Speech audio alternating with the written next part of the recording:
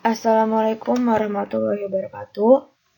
Kami dari kelompok 8 dengan anggota yang pertama itu Aji Triwibowo dengan nomor induk mahasiswa 12030300011, Anissa Rendanianti 12030300023, dan Bagus Rify Khairullah 12030300023. Di sini kami akan mempresentasikan tugas dari mata kuliah Ilmu Sosial Dasar yang berjudul Ilmu Pengetahuan di Tengah Kehidupan Sosial. Pertama yaitu definisi ilmu pengetahuan.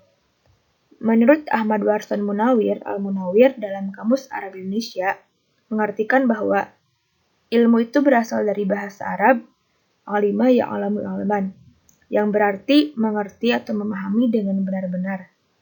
Tetapi, dalam Kamus Bahasa Indonesia, ilmu pengetahuan adalah pengetahuan tentang suatu bidang yang disusun secara bersistem atau terurut menurut metode-metode tertentu, yang kemudian dapat digunakan untuk mengetahui gejala-gejala tertentu di bidang pengetahuan tersebut.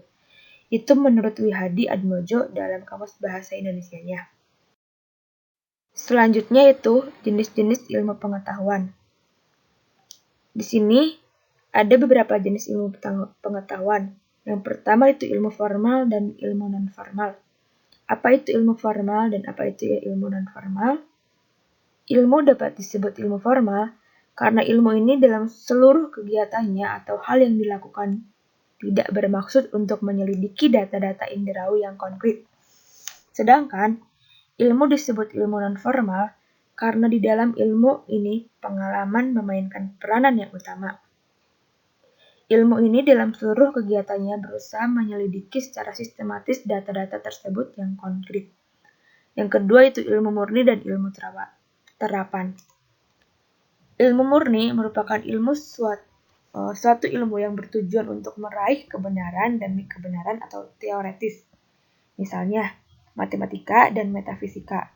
Sedangkan ilmu terapan adalah ilmu yang bertujuan untuk diaplikasikan atau diterapkan, diambil manfaatnya secara praktis.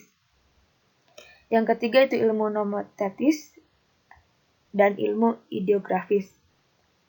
Ilmu nomotetis adalah ilmu yang objek kajiannya merupakan gejala pengalaman yang dapat diulang kembali secara terus-menerus dan hanya merupakan kasus-kasus yang mempunyai hubungan dengan hukum alam, yang objeknya adalah pembahasan gejala dari alam atau benda alam.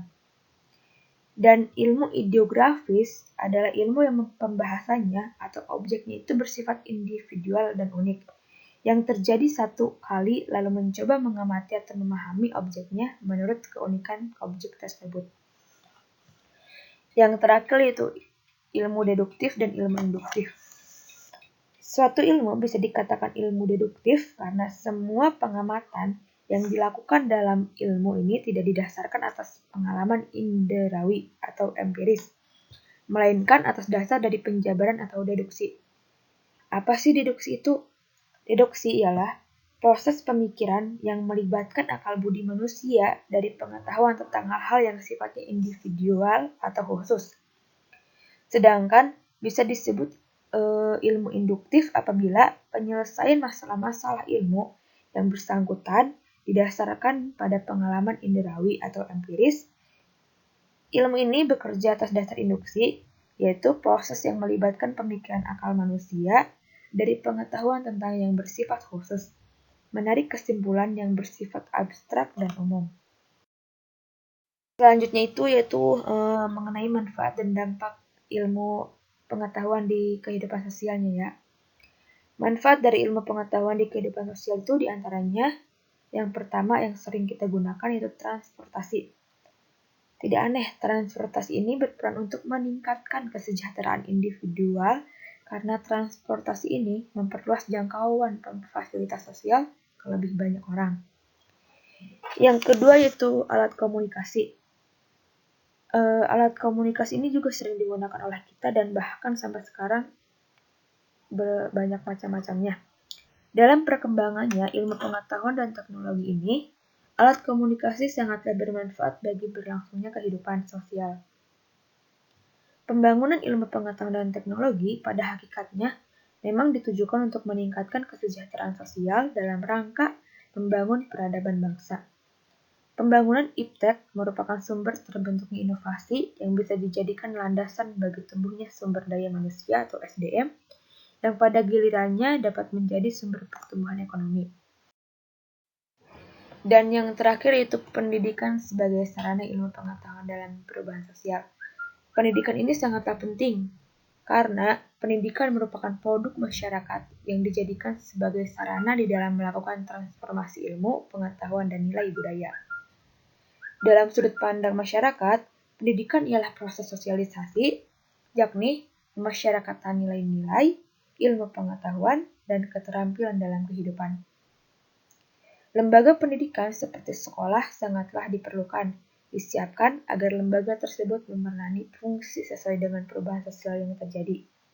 Dan apabila lembaga sekolah tidak dapat mengikuti perubahan sosial, maka dia akan kehilangan fungsinya dan kemungkinan besar akan ditinggalkan oleh masyarakat.